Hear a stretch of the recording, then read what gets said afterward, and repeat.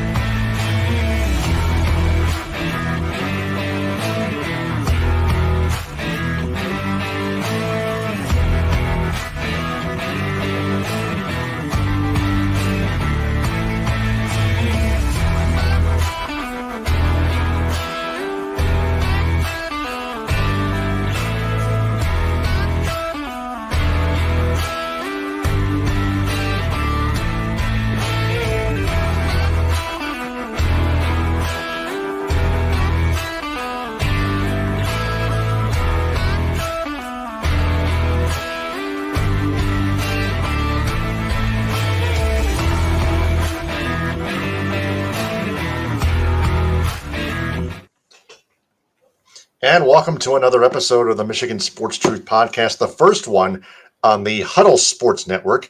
I'm Taylor Phillips. He's Ed Smith. Lots to talk about, including Jared Goff being extended, the Lions' full 2024-2025 NFL season. Got a couple other notes to pass along to you guys, and then Tigers, Pistons, and a little bit of Red Wings as well. But let's start off with our top story, shall we?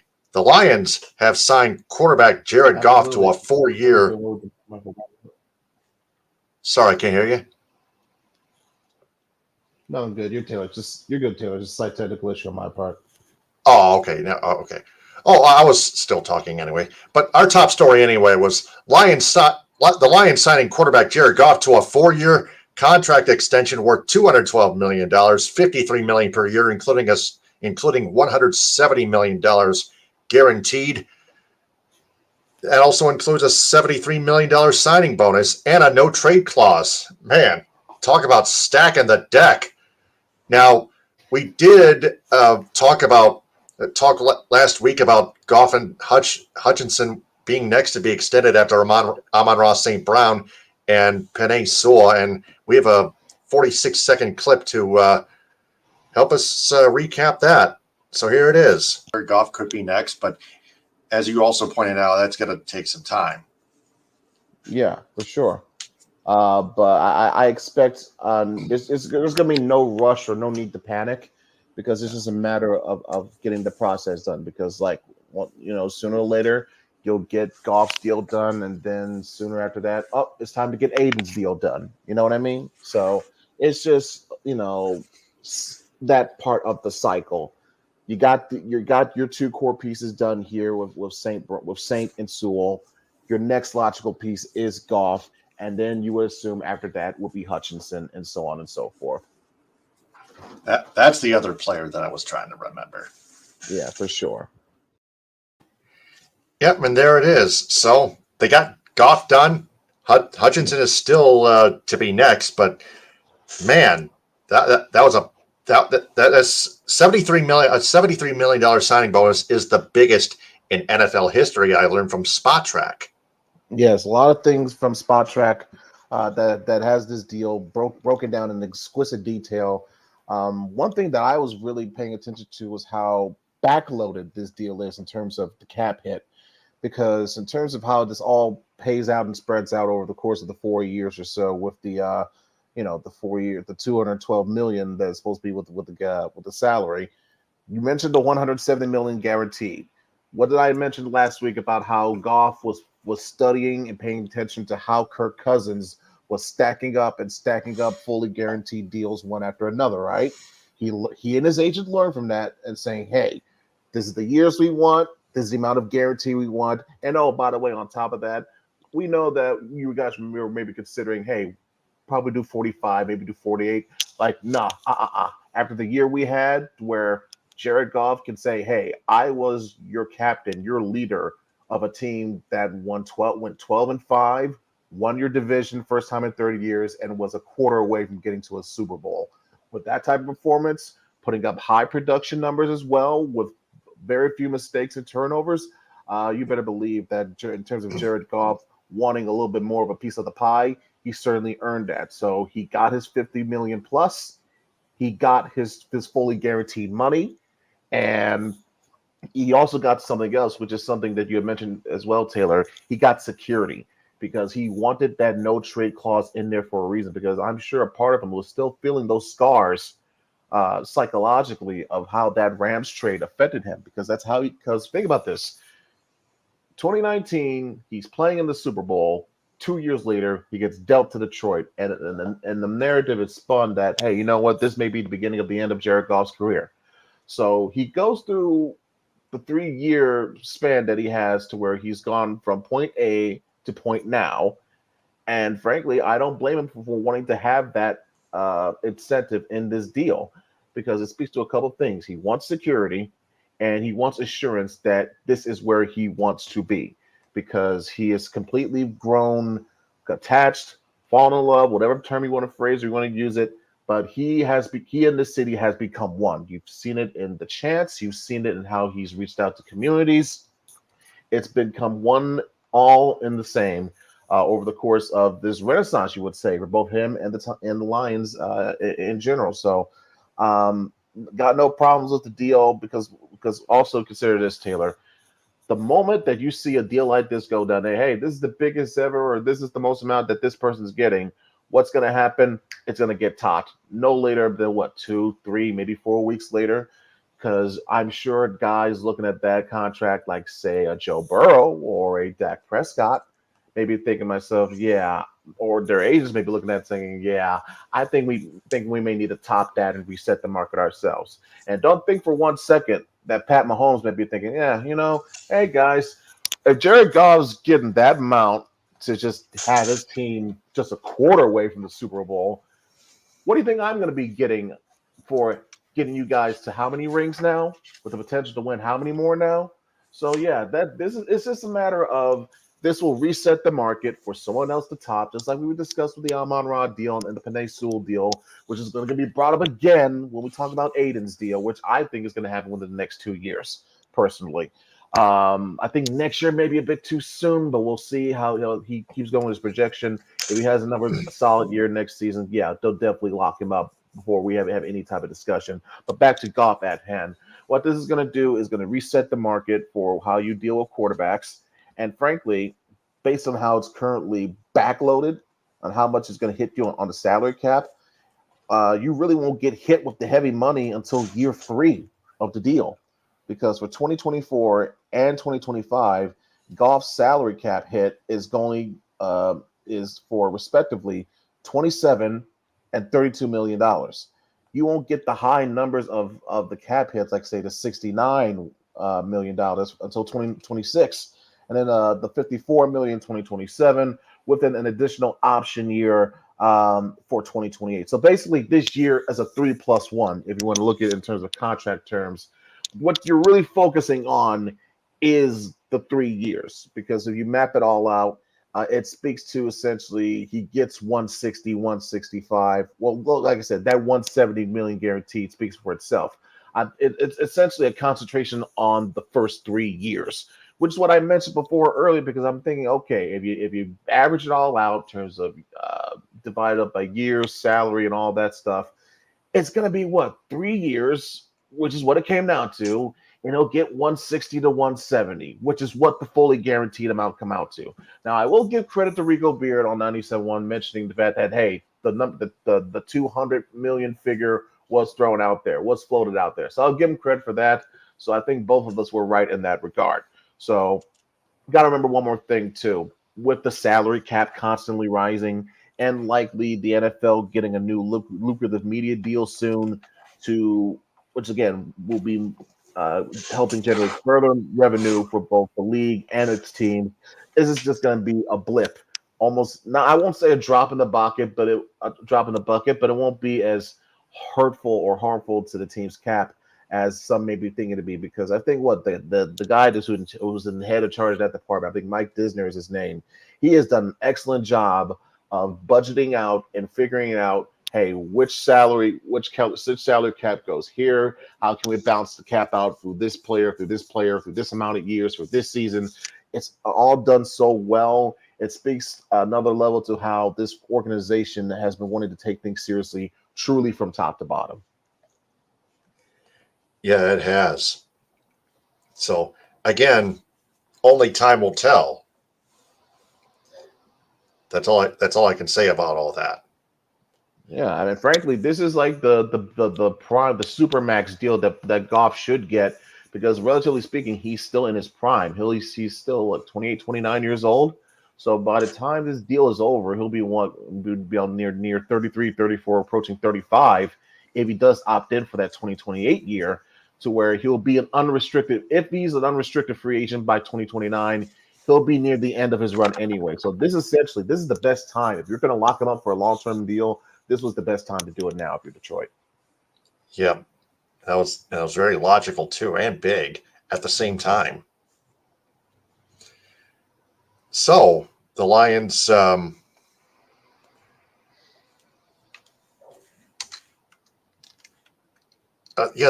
Lions' schedule has been released, and they're going to play the Los Angeles Rams on opening week. They're going to play the San Francisco 49ers in San Francisco, a chance of redemption in Week 17 from last season's NFC Championship game, where the Lions blow a 24-7 lead. Again, I'm still comparing that to 28-3 Falcons blowing Super Bowl to the Patriots.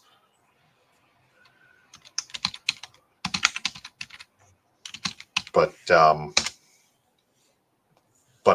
in all seriousness, the Lions have a bye week in Week 5 before heading to Dallas in Week 6 to take on the Cowboys in a rematch from last season as well. A chance of redemption in that matchup as well. So, Ed, what are your thoughts on that? Many thoughts on this, Taylor. First and foremost, the thing that stood out to me, which was the number of primetime games that the Lions got on this schedule. I had predicted or guessed last week that they would get about 6, maybe 7. I was off by about 1 or 2 numbers. It turned out that they got 5, officially clarified as 5 primetime games. You were First close. one, like you meant, yeah, I was. Well, not too shabby. So the games were Week 1, the very first Sunday nighter of the year. That will be against the Rams at home. So yes, people, Stafford's first official regular season game against the Lions in Detroit will be taking place on that Week 1 for Sunday Night Football, which I think is an excellent move, because when you think about how the NFL is just loading up the first calendar week of that season, you got the Chiefs having another banner night on the Thursday night. That will be against the Ravens, so that's an AFC Championship game rematch. Then you figure you top that with the Sunday nighter, the first Sunday nighter between being the Lions and the Rams, Stafford's chance of getting a little bit of revenge for that playoff game. Then you remember the fact that they're going to follow that by the Monday night game being, I believe, Jets versus Niners. So that means Aaron Rodgers is going to be making his return in Week 1, and it's going to be against San Fran, a team that has been haunting him, or has haunted him for recent years in the playoffs. So not to mention the fact, like I said, his first game back from his Achilles injury. So that all the narratives and storylines going into that. And then they top it off with the first Thursday night game of the Thursday night football schedule on Amazon with, I believe, Dolphins Bills. So you think about loading up that first week or so of the season speaks to how important the Lions are or viewed as now in terms of the eyes of the league. Because it goes back to what Roger Goodell himself was mentioned. He had an interview, I believe it was earlier this year or sometime late last year, of how the league has been paying attention and they are noticing that, hey, more people want to see the Lions, because we consider the fact that, yeah, Dan Campbell's gotten the attention for himself, but the team, the culture, the look, everything, the vibe has gotten a complete total makeover. Yeah, chemistry. It's gotten a complete total seismic shift to where you're seeing the representation from fans seemingly invading visiting team stadiums at times. You're seeing it with the Jared Goff chant. You're seeing it with the love that they show guys like Aiden and St. Brown and Sewell. You're seeing how that's being shown and how that's being getting attention on social media and other forms of media across the country to where, yeah, it makes more sense to put teams like this, especially if they're going to be winning games. If they're going to have this amount of character and have this amount of attention, as long as they're winning games, yeah, put them as much of the prime light as you can possibly can.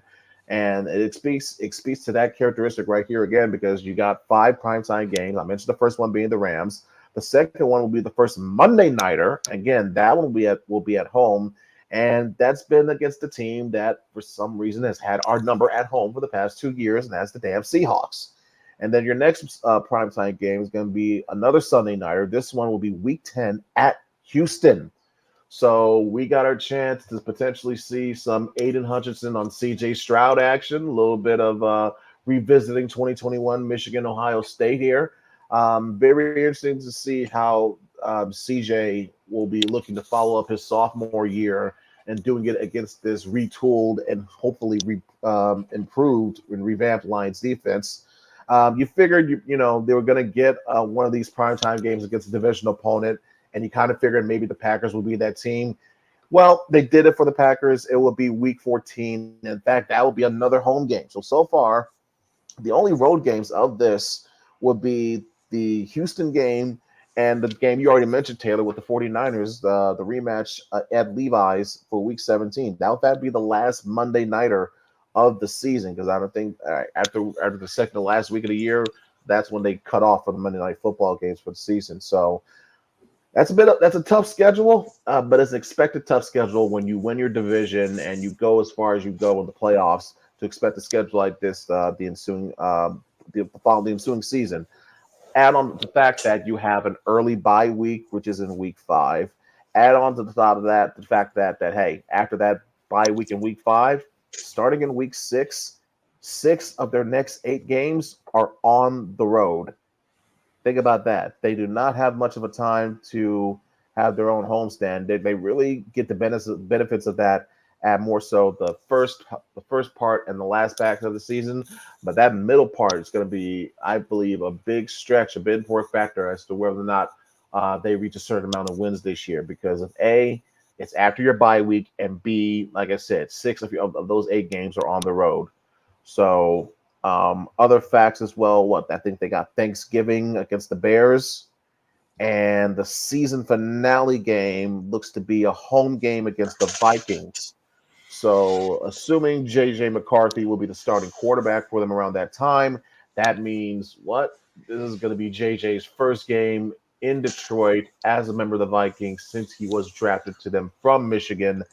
And I'll be telling you right now, since it's currently listed as to be determined, do not be surprised if that game turns out to be a potential flex game.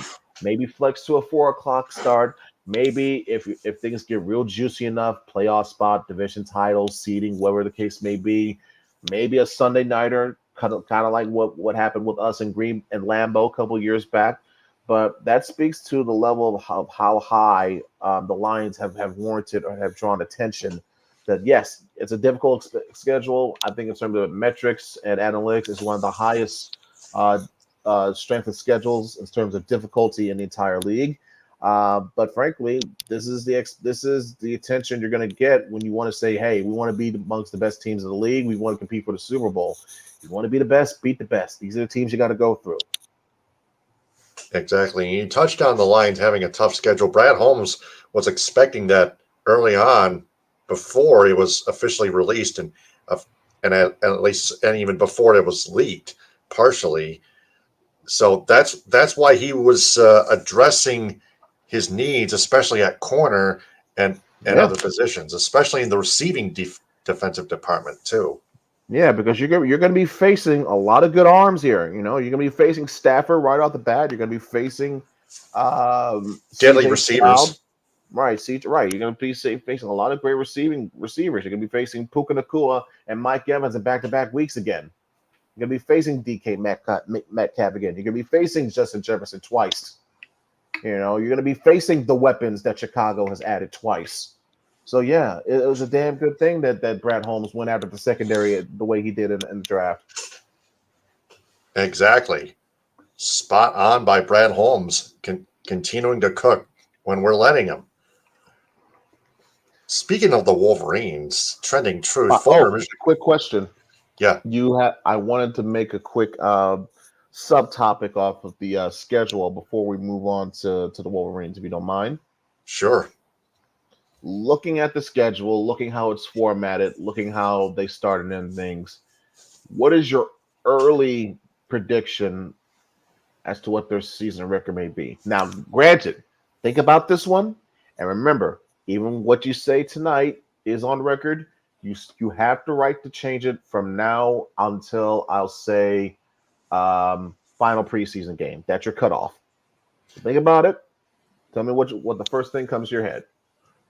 First impression prediction, I would say at least 11-6. They still win the NFC North, but by a closer margin than they had last season. By like 2 games. 11-6, not bad. I'm thinking 13-4. I'm thinking 13 wins should be the goal this year. They superseded my expectations where I thought, hey, maybe they can get 10 to 11 wins. Well, they went past that. They got 12. You can arguably say they should have gotten 13 based on what happened at the end of the Dallas game. Well, guess what? That's going to be my ceiling for them this year. 13 Yeah, games. it affected their seeding as well. Let me touch on that real quickly. But the Lions still had jumped out to a 24-7 lead, and people want to complain about the seeding that the Lions got screwed out of. But still, you gotta play 60 minutes. And guess what? They played at least 30, but they still blew a lead and choked. Exactly. That's their own fault.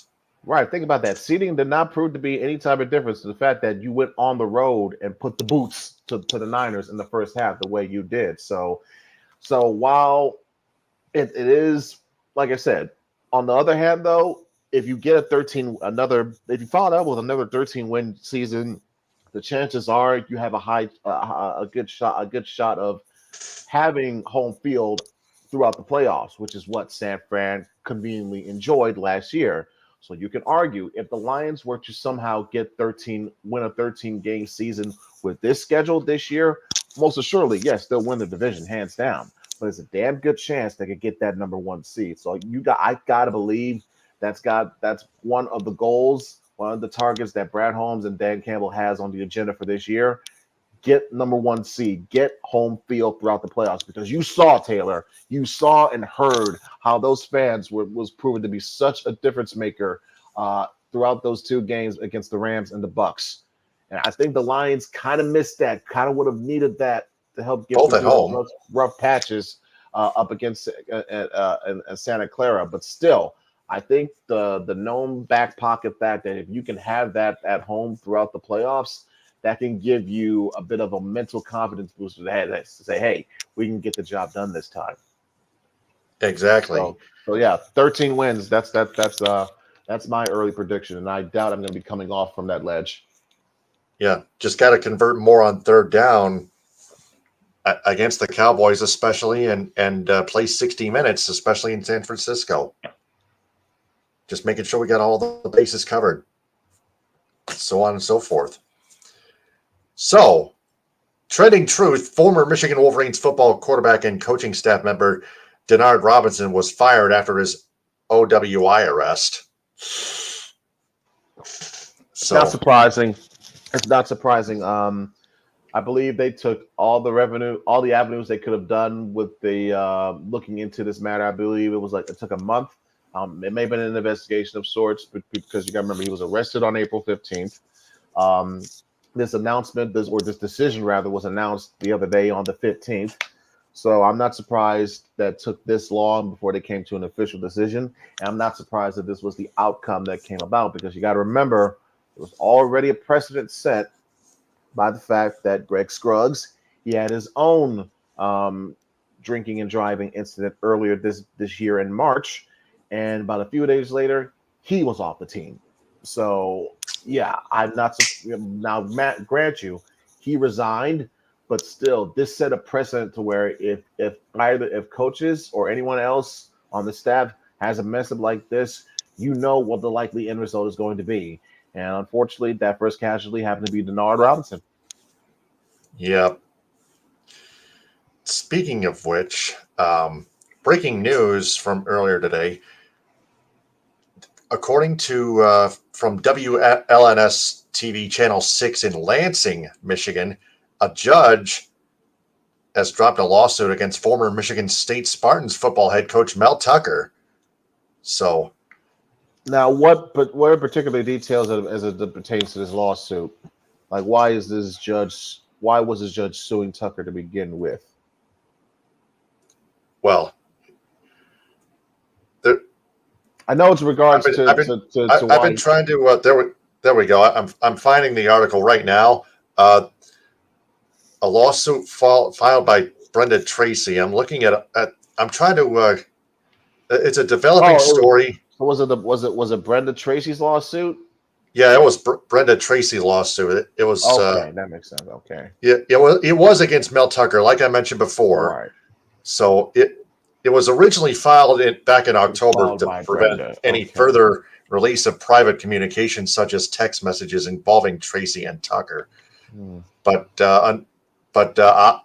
strangely enough, it was dropped. I'm thinking this may be due to the fact that, hey, the judge is thinking, hey, listen, most of the damage, essentially the damage has already been done. This guy has lost his job. The truth is out of what happened on the incident. It just comes down to a matter of whether or not you believe this warranted Miss Tracy's claims that hey, she was being sexually harassed, or you believe Mel Tucker's account that no, this was more of a consensual matter. So I think that's just what comes down to the basis of this lawsuit and the judge's reasoning on why it was dropped. Yeah, and all I'm getting from this article from WLNS from 8+ hours ago was just the history of Tucker's. It could have been. It could come to different factors. Maybe lack of insufficient evidence, no apparent grounds or basis on whatever sometimes sort of type of technicality, or like I said, just realization of the fact that, you know what, hey, most of the damage has already been done. This guy's lost his job. He's not getting his money. and his reputation has forever damaged. So what more else can we do to this guy? You know, and also he didn't necessarily commit a crime, apparently, because I didn't see anything about charges being filed against him or anything of that matter. So yeah, right. I'm not surprised that this lawsuit was dropped. Yeah, Tucker was still fired. That was the last we heard before, months before this update. Yeah, there was still a lawsuit, but it was dropped. So I guess no charges are being made. Mm-mm. So sources from Yahoo Sports, I'm hearing an echo, by the way. Pistons' new president of basketball operations, when they hire him, I was getting word a week ago, may possibly fire general manager Troy Weaver. It's not confirmed yet, but it's possible. That's all we know. Yeah, basically what it says that he's getting clearance from Tom Gores to make a decision on whether or not Weaver would be retained. Basically, what the translation is, whatever decision that this new president of basketball operation makes, Gores will not should rather not interfere in any way, shape, or form. I guess that is the agreed upon incentive for what comes about for when this hire gets made. Yep. So we'll keep you updated on this. It's worth noting. Well. Yeah, because it's worth noting also in terms of what they're searching for to fill or to hire this spot. They've already been denied an interview by the Bucks to interview their general manager, John Horst, who he's 40 years old, was a Michigan native, and I believe he got his start in working in NBA front offices with the Pistons back in the day. So I'm sure he could have been a potential name that was interested, but the Bucks denied that. So there you go. Another name that was looked to have been potentially tied, but I believe this is also reported by Yahoo. By the way, the John Horst news that came courtesy of M Live. This from Yahoo as well. Neil Oshie, I believe he is affiliated with the Trailblazers. He decided to decline an interview with them as well. So one was declined, the other was flat denied, or rather was denied by the team. So right now, in terms of who they may be currently looking at, who could be their next target, it would be at the moment maybe Tim Connolly of the Wolves.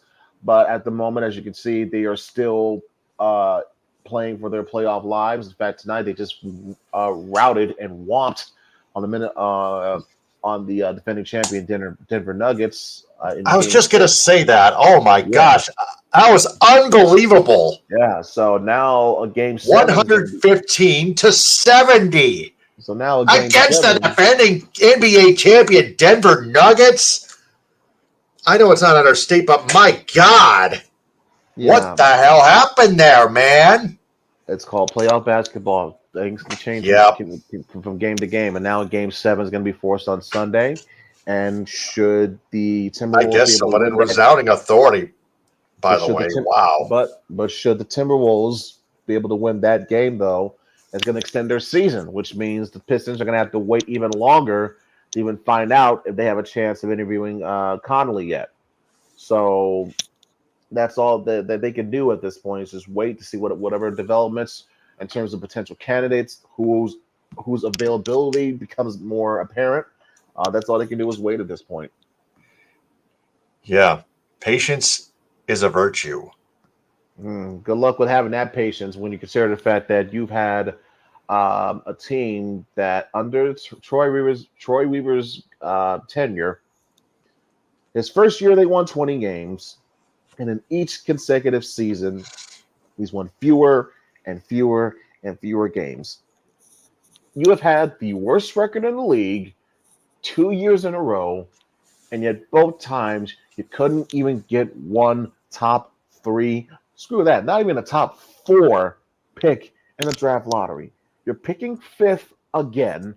You should have fired your horrible general manager, some would say 2 years ago, but yet, or at least last year. Yes, but you're still having him dangling in the wind as a chance to be potentially brought back. And of course, you know how much of a mess your owner is. So it's just a sad debacle of a situation all around. Honestly, I do wonder sometimes if seeing the Lions become so good was a potential sacrifice for the Pistons to be this bad, and we just didn't know it took place already. Yep. Yeah, that's what makes this franchise a mess nowadays. Still the loss leader of the NBA, according to Urinating Tree. 100% right. John Morosi is not really a hockey insider either, but he reported that Red Wings goaltender Alex Lyon got injured in Team USA's win. I didn't get I never even got the score of that game, but the score was 6-1. 6-1. Wow. Mm-hmm.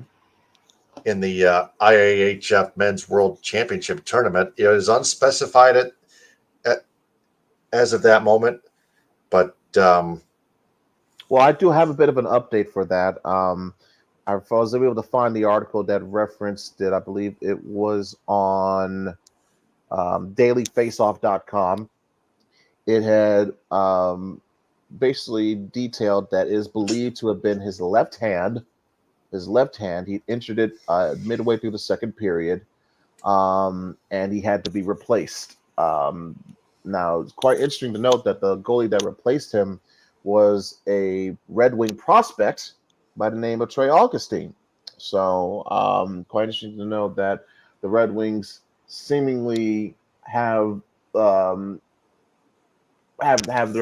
awareness rather of what they need to address with their goaltending issue well ahead of time, frankly. How convenient, because Alex Lyon just got his hand injured, apparently. So it's a shame, though, because even though it was, yes, very small sample size, 2 games, 5 periods, he had done an adequate job of giving you a .940 save percentage. We had seen him give some of the better goaltending performances for the Red Wings throughout the course of the season. And he could be very useful for this team in terms of any type of goal goaltender depth. Yeah, but it's just unfortunate that this injury happens now. But you got to see now. You get a chance to see what Augustine's made up of, and just see what others can hold the fort down for until he gets back. Yep, that's true. But I'm not really. I may not be 100% sure as to how long Lyon's injury may last, but it's only the beginning of the offseason for the Red Wings. Like, for example, IIHF stuff aside, even on the severity on how hurt his hand may be, I won't be surprised if it's like a 5 to 7 week type of deal. Yeah, one fact I think. So there goes that. And then we got the Tigers. They get shut out twice in a row by one of the worst teams in Major League Baseball, the Miami Marlins. 2-0 and then 2-0, same score. And then they fall as a result to 21-22, a game below 500, fourth place in the American League Central Division standings, 5.5 games back. It's not too wide of a margin because it's the AL Comedy Central. That's why they're 5.5 games back, despite being in fourth place. Well, the Guardians, it's Twins, embarrassing. it's embarrassing. Yeah, the Tigers are in fourth place, and even the Guardians, Twins, and Royals are actually in a neck and neck race above at least a few games above 500, almost 10, if you will. 27-17. The Guardians are 10 games above 500, and they lead the division. Royals 26-19. Twins 24-19. The Royals are a game and a half back. Twins are 2.5 back. Tigers are 5.5 back. 21-22. The White Sox 14-30. They're catching up. They're still in the bottom dwelling cellar, but they're catching. They've been hot as of late. 14-30. Still 13 games back, but still the White Sox have at least been trying to catch up to that 500 mark themselves, but still the Tigers, unacceptable. If you have a lack of offense, which ruins your great pitching, whether it's starting or bullpen, you're just not going to win games. You can't win if you don't score. Pretty damn simple. Right, and because of that they've now lost their third straight series. Remember how they were winning series right off the bat, one after another, start of the season? Now they've lost 3, and it's mainly due to the fact that their offense has not been able to back up their pitching in any way, shape, or form. You saw it against the Marlins. Right, you saw it happen against Houston. Now you see it happen against the freaking Marlins. It's embarrassing. I'll say that word again. It is embarrassing because it's inexcusable to be doing like this, performing like this, hitting like this. Like, listen, I know Bobby not hitting sucks. Fundamentally, it's basic stuff, man. Right, listen, I know Baez sucks, but does his suckiness not just Baez, but the entire offense? Whether it's Torkelson, I was gonna say, does it have to spread the entire damn lineup? I don't. I mean, I don't know. We can't tell.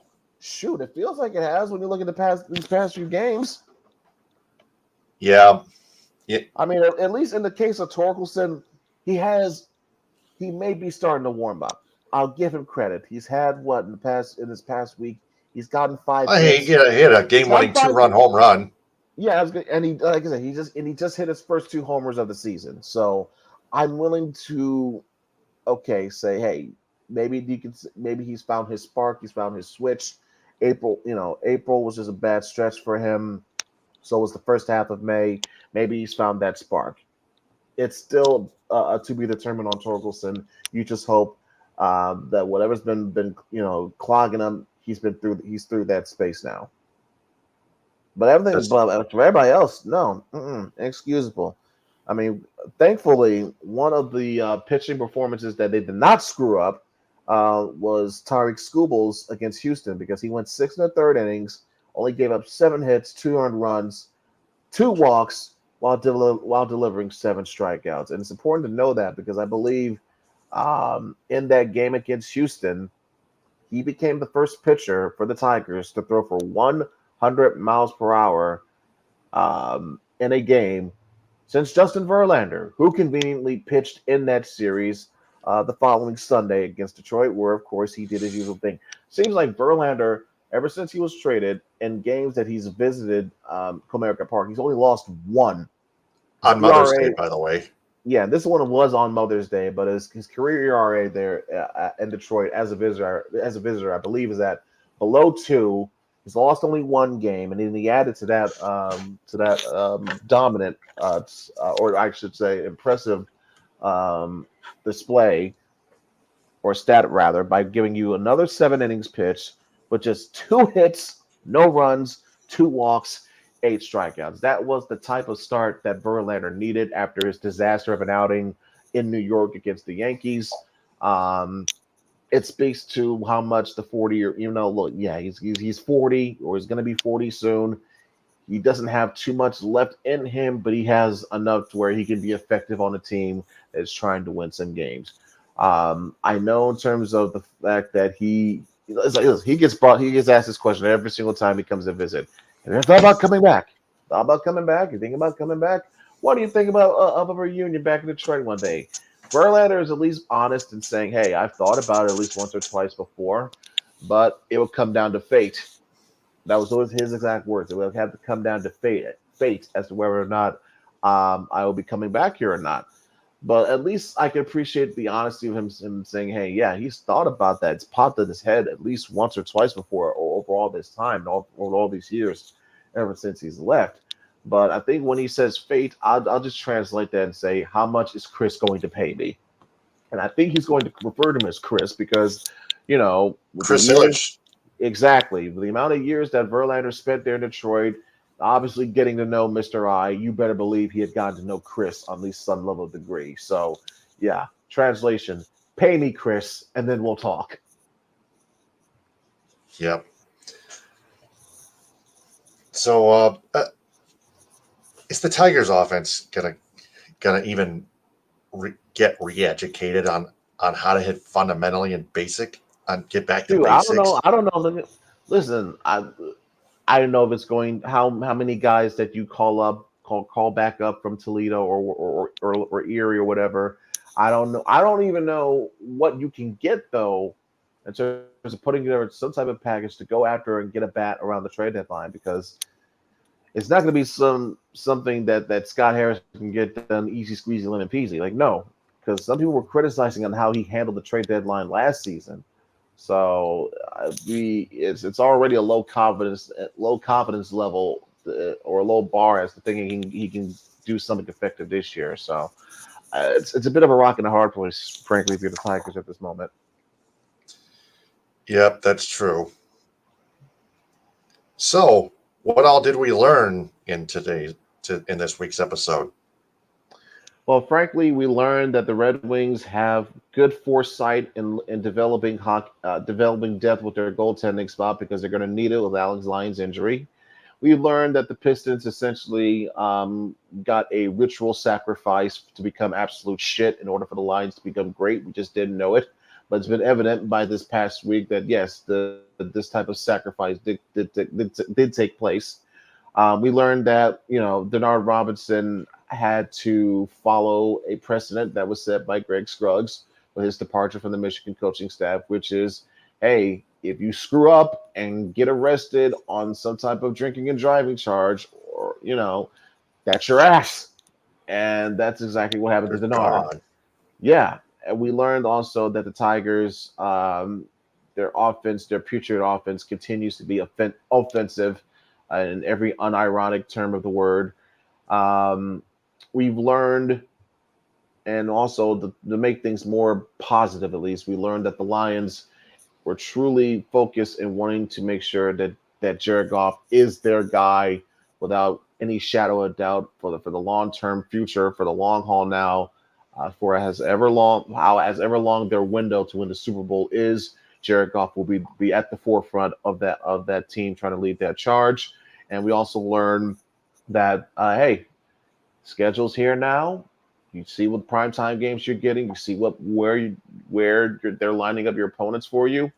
Frankly, this is where you should expect yourself to be if you wouldn't be considered yourself as a top echelon team in the NFL. You should expect schedules like this year in and year out. Yep.